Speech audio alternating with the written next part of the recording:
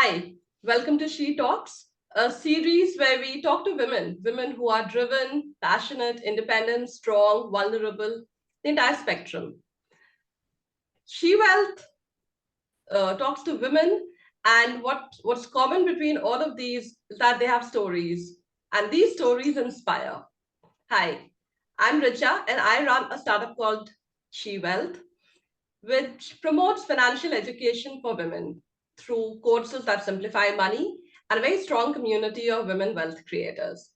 She Talks is basically an initiative of She Wealth, where I get to share space and time with amazing women. So let's start our episode today. Please join me as I welcome a very dear friend and an amazing entrepreneur, Selvakani Selvaraj. Thank you, Richa. Feel free to call me Selva. Absolutely. So Selva is an entrepreneur. She's a corporate professional turned founder, uh, an HR professional for about 20 years of her life, and now moved into something which is, again, very close to her heart. We'll get to know more about what she does and how she does.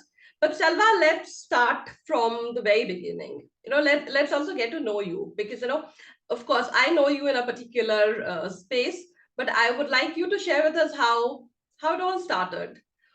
Take us back to your childhood. Tell us what kind of a child were you? Where were you born? So I'm a Bangalorean, Richa, and I was born in Bangalore. Although I'd studied for a few classes, still about 10 years in Madurai, a small town in Tamil Nadu down south. And I came back to Bangalore to study fifth onwards. As a child, I remembering myself to be very bright and energetic, and teachers calling out and see her eyes are always twinkling in the class. um, Studious and generally very academically inclined, did a lot of competitions, debate and whatnot, and literary activities. So very fun-filled, energizing, happy place. School was really a wonderful place for me with teachers, really with all the motherly care and yet the direction that they gave. Very, very grateful to be in a set of such a nurturing environment in my childhood. Yeah, yeah. So what were your dreams as a child? Because I would assume a very bright child who was also like a favorite of the teachers, were doing very well at Yes. school and academics. You would have had all sorts of dreams. What was it Oh that yeah, I had so many dreams, Richa. I wonder which one should I talk about. But as I grew from fifth and eighth and moved to higher classes and colleges, my dreams varied and took shape and fine tuned and pivoted. Then itself. But I started my first very close to my dream was to become an IS officer Mm, or an IFS officer, like Indian Foreign Ministry. yes. I took great pride, and those CSR books used to come. I don't know if anyone remembers, and they used to read interviews and interviews of IS officers, and I took So pride. this is very typical of kids who grew up in the 90s. We have seen all of that. Yeah, yeah, and I got very fascinated by these Sumit Tandon and Mini Menon and all of those Doordarshan news readers. Fabulous, fabulous. Still now, I get goosebumps when I see them. A lot of inspiration. But finally, by the time I came to college, I figured to map my strength versus what the future was, and I figured that I can become a fabulous HR person maybe. And I Mm-hmm. scored so well in so I stood, university first, and I've been a serial rank holder even as a school going child. Very fascinated with languages and very eager to know people. So I said maybe communication is my forte. I like being with people. People like being with me. So maybe HR could be a forte for me. That's how I then studied, specialized in HR in my BBM as well as took MBA So in HR where in did you study? Where did you do your MBA? I did from Canara Bank School of Management, which is otherwise known as Bangalore University. Very nice campus. I mean, such a sprawling lawns and campuses. Very beautiful place. Yeah. So you've been in Bangalore all through. Are you where do you live now? Yeah, Bangalore right now as Oh, well. Absolutely love that city then. Yeah, Great. yeah. Great. So, you seem to be one of those bright kids who's like very clear, who's good at multiple things, and is also very clear about what you want to see yourself doing as you grow up professionally. Uh, that's a lovely child to have. For a parent, that's a delight to have a child like that. Uh, if I would ask you to summarize your college life, or maybe your school life, in terms of skills that you've learned and that you apply even in life in general, uh, Mm. be it your startup or your professional career, before starting out as an entrepreneur, what do you think are things that we learn in school? Because a lot of times we just go through school and college studying subjects and then come out with some degree, and then happen to use or maybe not use them later in life. But there are certain skills that we definitely pick up. What were those for you? Mm. As you asked me this question, and because it's coincidental that you do she will, right? So I'm not saying because you do she will, but coincidentally, when you spoke about all this, one thing that came to my mind was I was always inclined to become financially independent from a very early on as a child. I Hmm. don't remember myself feeling like a child. Even as a child, I felt like I was an adult, you know. So, my big motto was to really achieve financial independence. And that was the way for me to genuinely become confident. Having money meant having confidence for me. And it came with so many other benefits as a life skill also. But some of the skills that I feel is true even today, and for most of us, I think the construct of what happens in childhood, number one is determination to succeed, whatever that success could mean. But being determined, making sure that I really work hard. I'm on the other side, I feel like if I've not worked hard enough, I don't enjoy the success as much. Yeah. So uh, I Tell like, me, yeah, yeah. yeah. And do you think that also has something to do with your upbringing? Tell me something very briefly about your parents. What do they do? Yeah, I come from a very humble background where my father was employed in a private organization. My mother is a multifaceted, multi-talented homemaker who probably shuffled between four different part-time jobs. Each are creatively different. She probably has a 10 set of professional skills even today that she can put to use. But those days it was a really shoestring budgeted family where Hmm. income was more important for the family as a family. My Yeah, mom was always really looking to make sure that we are nurtured well and we are studying well and all that stuff. So financial independence, financial stability was number one goal as a family that we had. yeah. Therefore, Yeah, everybody I did think their that's best. that's true for a lot of middle class upbringing. Yeah. Especially people who grew up in a typical middle class family in India. Money is important. We value money, and it's always something we're very aware of, consciously, subconsciously. That one must get into a career that elevates your lifestyle, your life, and of course that is what parents dream for their children also. So awesome. Now, Selva, what um, I understand you did your MBA, you wanted to be in HR, and you probably did that for almost 2 decades of your uh, career. Now, what made you and you work with some amazing companies, just to mention a few. You worked with Mercedes, you worked with ThoughtWorks, I worked with, Foundation. Yeah, yeah, yeah, uh, Azim Premji Foundation. Azim Premji, yes.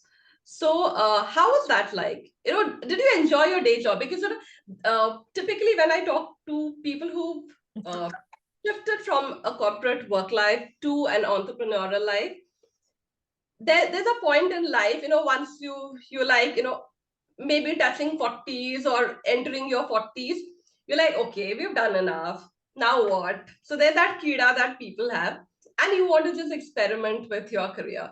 Now, was it because you were itching to do something different, or were you done with? corporate life. Mm. Did you enjoy working as an employee? Definitely, because I feel like a lot of my expertise come from my corporate stints. Mhm. I feel really fortunate to be working with some of the sharpest minds in the world. Like, to ThoughtWorks was a very, very different place where it's very democratic, very people first company where I had to really put my mind, not as HR, but to really see what's right for people, even in the business. It really sort of helped me expand my horizons, really sharpen my HR skills. McKinsey, I worked only with world's best talent, and Yeah. senior directors and partners across the world were so sharp. Even a 10-minute good conversation is something that you really think and reflect for years together. So I feel like for any entrepreneur, any of the previous experience is a wealth of experience, whether in corporate or otherwise. I feel like they have to really look at how to leverage the best out of it for their entrepreneurial journey. Um, but after 20 years of working and after motherhood, uh, I started really figuring out what is it that I really want to do for the rest of my life without having to box myself in a 9 to 5, so to say. I mean, corporate life is no more a 9 to 5. Still, just to make it convenient for our listeners to understand, what could I really do that could make a difference to me as well as difference to people who may benefit from what I do? And that's how Flourish was born. Now, so tell us now, what does So, Flourish do? Flourish is on a mission to normalize career breaks for women and make returning easy, confident, and purposeful for them. And it could Hmm. apply to men as well. And it's not, men are not devoid of breaks. They're not Hmm. devoid of life challenges versus common myths that it's only women who go through challenges. Yeah. But women have exclusive challenges which men may not probably encounter as much. Yeah. So we are on a mission to help women succeed at work and find their fullest potential and really groom their happier self. They're Hmm. always running after taking care of somebody else or something else and being perfect at everything that they do, right? So that's what our mission is. We do this by one-on-one coaching women, helping companies set up work cultures that will be helpful for women to come and thrive at work.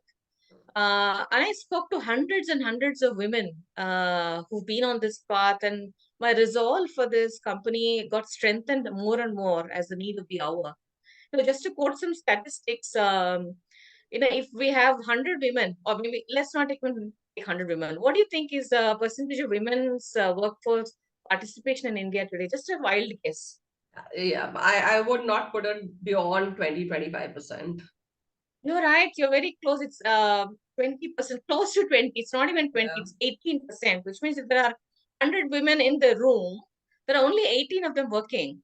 But probably about 85% of them are well qualified, well educated, and so on. That itself is such a low number for us to bring back. Hmm. But what was really more difficult for me to visualize was out of that 18, small 18%, 50% of them drop out after about 8, 10 years of solid working Yes. because of other responsibilities that they are, right? So it broke my heart as a Yeah, working and professional. as sad as it may sound, but then things like marriage or motherhood, they are, you might move to a new city when you get married. Motherhood, of course, comes with so many physical, emotional changes that you are forced to take a break after that. So, what have been some challenges that you face when you, because this is not a problem that we don't know. We know that there is very faint participation of women in the workforce. We know that women take breaks. Now what? So we know all of this. Corporate professionals know it. Their bosses know everything. Now, when you approach them as somebody who is trying to fix this problem or help them navigate through this, what are certain challenges that you come across? Hmm. I don't know if it's really surprising for you or not. You're a woman yourself, but The first biggest challenge for women to get back to work is themselves. Mm-hmm. Their own internal blocks about their own level of confidence, who'll take care of the house, should I really go to office every day, who'll take care of my child. There are how thousands and thousands, it's somewhere in one of the articles I read that the mental load, carrying of mental load itself is so huge burden for them that they don't know how to shackle that and get out and really think about themselves as individual professionals. Why The do you think that priority, happens? Why do you think? Because when two people get married, they're both getting married. When they have a child, they're both becoming parents. But the child becomes the mother's responsibility. And I yeah, have, I think it is not just India. Maybe we know India more closely than other parts of the world, but it is a phenomenon that's prevalent all across the globe. yeah, Why, you've I don't know, maybe somewhere I read that you either a student of psychology at some point or yes, you interested in that. Why do you think that happens? Why do yeah. women want to take care of everything? My house should be perfect, my husband should be well fed, my child should be the brightest in the class, and I should be great at work.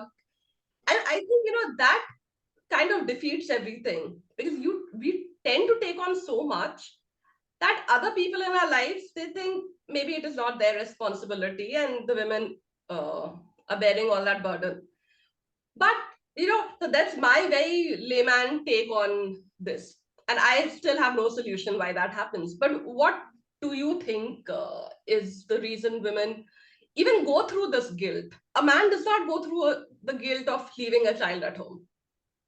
No, they're both working, maybe they're both earning equally, but the guilt is not in the man. Why? Hmm. See, I've been a student of psychology for over 10 to 12 years now, on various schools of psychology, more for self work, and then it directly impacted me as a professional as well, the quality of my work. Um, there are a couple of reasons why women feel just subjugated to guilt, right? Number one is the parental construct. The mothers of those women, or the mother-in-laws of the women, or their mothers, mothers, and mothers, mothers, so many generations, we've come to believe that home is my forte as a woman. Mm. Uh, and I have to take care of it. It's me who has to take care of it. You mentioned about guilt, why men don't feel the guilt, right? Interestingly, they feel the guilt not about raising a child, but about financial stability. There's a lot of guilt about, oh, what if I lose this job? Who can I really fend for my family? So there's different strokes for different people. Women feel that home nesting, home care, child care is their primary responsibility despite their professional successes. Like a typical example, my mother is very, very proud of where I am today. Despite that, if I say I have to go for a call, she'll ask, have you fed the child? It's very instinctive. It's very Yes. instinctive, right? If my husband had said that, right, his mother wouldn't ask that. Mm. True, true. So, so when you work with an issue like this, which is so prevalent, and also, something that you probably as a woman can relate with, you know, are you in this business? What are you in this for? Are you in it for the social impact? Are you in it for the huge market that there is, and or the impact that you can create? What are you in it for?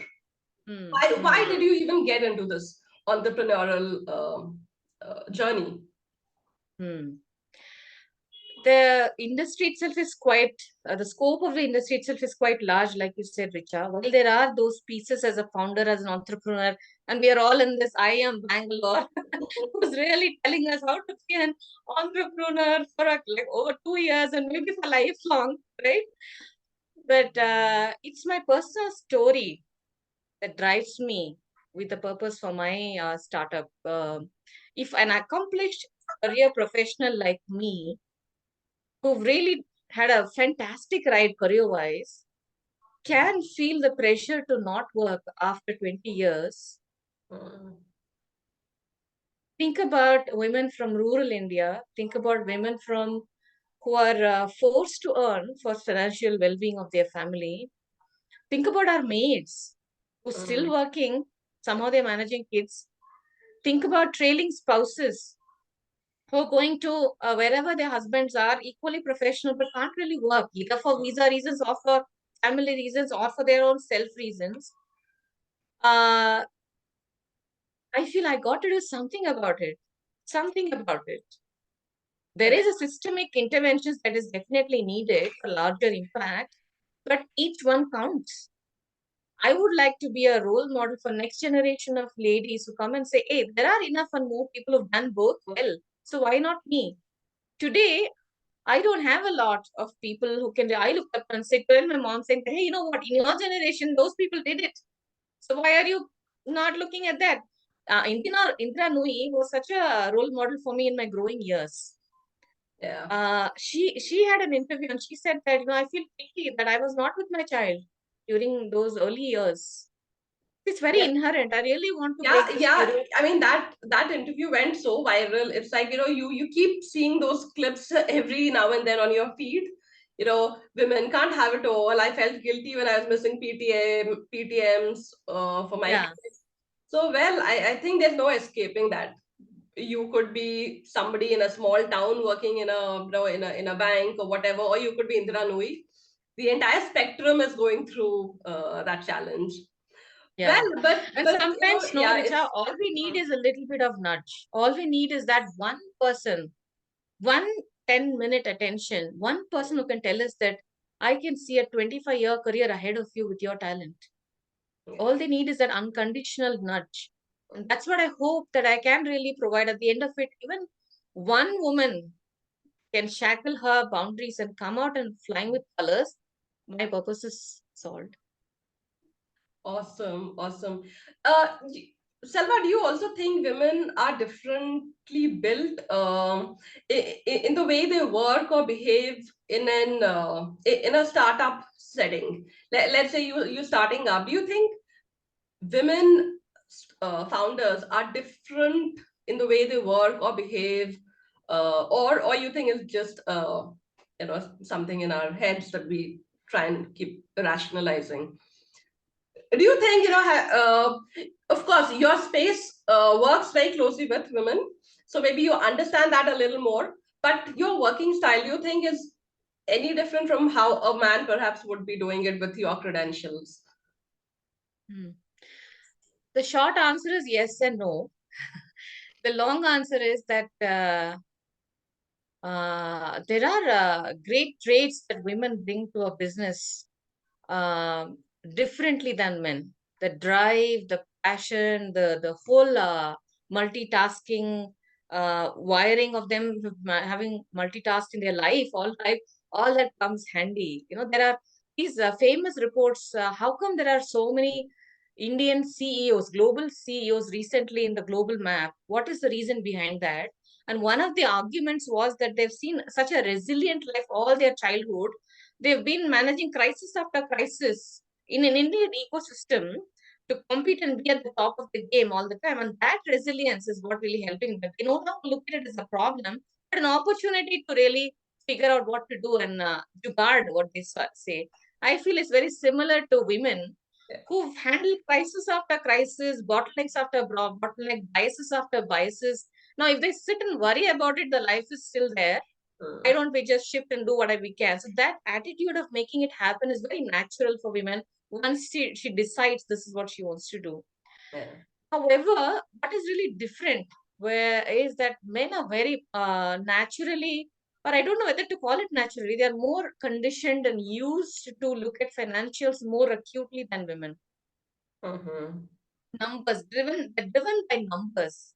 They're Yeah. driven by scalability. They're driven by they're so the data is so close to their head. They think in data. Wherein I feel like for women, or at least me, it comes the next step. That's the second step, not the first step. For them, it's the first. I So I yeah feel, I and of course, in a very personal setting, I see that a lot when I work with or I talk to women around finances and managing money, because whether or not you're an earning woman, it's a mindset thing. It's like you tend to push away money responsibilities or finances to the men in the house, to your husband or maybe your father earlier. I don't know why, but it's just maybe how we've been socially conditioned over the years. This is what men do, this is what women do, or at least they're better at. And then we just try and keep living up to that image that's been created. So, Yeah. But actually, no, I saw Palki's video where I'm also a big believer that women are better money managers for sure. Are they visionaries is a question. Are they strategists? hmm, Uh, are they looking at them? Do they even want to be a strategist? The strategy is done by men and the management is done by women. I've seen mothers rolling up, bundles of money in kitchen in jeera yeah. bottles and all that. So it's not like we don't know money, we can't handle money, but the confidence or the responsibility is we feel like it's men's, it's their forte. They have to make sure they grow the family. So our focus has been elsewhere. Hmm, But it's matter of time, I feel, Richa. Just like I said, role models are needed for women professionals who either come back after a break or grow to become that leader. Similarly, enough and more role models are needed as women entrepreneurs today, to the point where next generation don't even look at whether it's a man or a woman. They just call ourselves entrepreneurs and yeah. leaders, Hmm. and really role models, not a women role model. I'm a role model. Absolutely, absolutely. Yeah. I hope our children thank us for that 20 years later. Yes, yes. Great, great. So, okay, Selva, I have something, a fun segment as we try and move to the end of our chat. So, Sure. this is a rapid fire, so which typically means your answers have to be crisp and short and maybe witty. Uh, and a lot of this will focus on in and around your relationship with money basically. Okay. And because that's something I've always been very curious to understand, why is it that how is it that different kinds of women perceive money, or have built the equation with money? Has it something to do with the way they've been brought up, or maybe they've been conditioned, or is it something people pick up along the way? Generally, how is it for people, women in general? All right, so I will keep throwing questions at you and take them. And Sure. yeah, okay. Yep. So tell me, what's one good money habit that you have that you're proud of? Save for the rainy day. Hmm. A bad habit that you perhaps want to get rid of? Valuing money over time. Time is always valuable, more valuable than money. Okay, so I have an interesting question later in my list. That'd be interesting to know what you think there. All right. Have you been managing your money, your investments on your own, or does somebody do it for you? No, I've not been investing. It's my husband who does it. Mm. And are you at least aware of where your money is invested? Your as in, Yes, as a family, where your money is getting invested? yes. Okay. All right. Although the expectation was that I don't really need to know and it will be taken care of. I had to really push myself and say that no, I need to really read the document. I Yeah. want to understand what that is. I want to really I engage guess with that. it's okay to in a marriage. Well, there are roles that get divided based on what somebody's good at. And but as long as you are aware of what is happening, collectively, with whether it's about money or the important decisions about, generally in life, about children. And I think, that's a good space to be in. Yeah, Okay. absolutely. No, what I was trying. Okay, maybe it's a rapid fire, so maybe I'll keep it. Go ahead. Go ahead. All right. What is the costliest thing you own? Something you bought from your own money. My house. Has to be. And your happiest purchase. Oh, it's a guitar. Do you play that? Yeah, learning to play that Awesome. along with my son, 5 year old. Uh-huh. Okay. Yeah, I remember buying a guitar for my daughter. It's been, it was used for a few years and now it's like well packed and wrapped. We keep dusting it every now and then. Okay. An expenditure you regret. Oh God. Um, I don't actually, because I'm a very conscious buyer. You are? Okay. So, but what do you splurge on? If you won $1 million today in lottery, very unexpected, what would you Mm. do? What's your guilty pleasure? Maybe buy that fancy car, man. Yeah. Okay. What car is that? Let us manifest. Mercedes Benz. I work for them. You work there enough. Now you can own that. All right. Okay. Now, I'll give you two situations. Pick up one. Okay. I can either double your wealth today at the age that you're at, or I can make you half your age with the wisdom that you have today. What would you choose? Double the wealth or half the age with the wisdom you have today? The second one, half the age with the wisdom.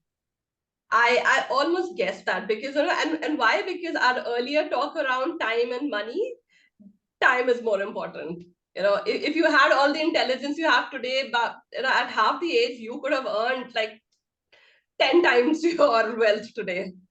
Yeah. Awesome, awesome. Okay. Selva, tell me, what is the role of money in your life? You could be a little elaborate if you want to, but Hmm.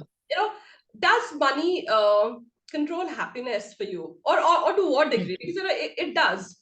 It does. It practically controls happiness, but to what degree does money control your happiness, or what has been your equation with money? Hmm. Are you scared? So, Are you Do you love making money? Do you love spending money? Like, yeah, what do you feel about money? this was one of the answers that I had to write for my transactional analysis, the psychology of the diploma answer. What is my relationship with money? So, I probably took 6 months to write this answer. It's a lot of exploration there.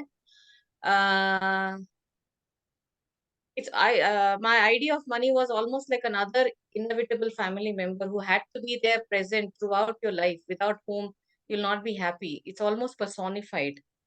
Hmm. But now that I've sort of worked about it, and my psychology wisdom is sort of helping me become a better, different version of myself, I feel like money is like your bike, like your car. It takes you to places, but it's you who needs to really experience the place, not the bike. Wow. If you hold on to that bike for so long that you go to Leh, taking a Davidson, and then you go there, you can't stick to your bike to enjoy this. You have to let go of the bike to be able to walk and really experience the place. So it's a tool, it's a channel for your happier life. It's not the life.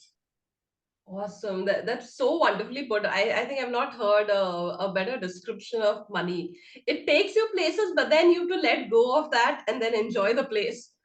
So awesome, awesome, Selva. I'm going to wrap this up now. But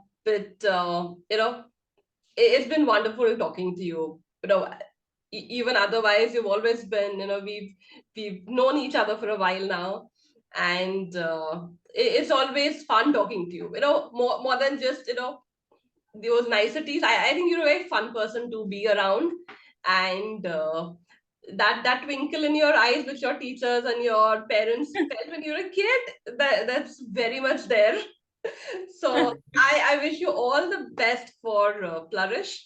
And I'll be linking up all of your handles and your website and things, so Sure. people can go check out and see in what way they can be part of it. If there's there could be, Absolutely. of course, because I've had an HR background myself in my past life.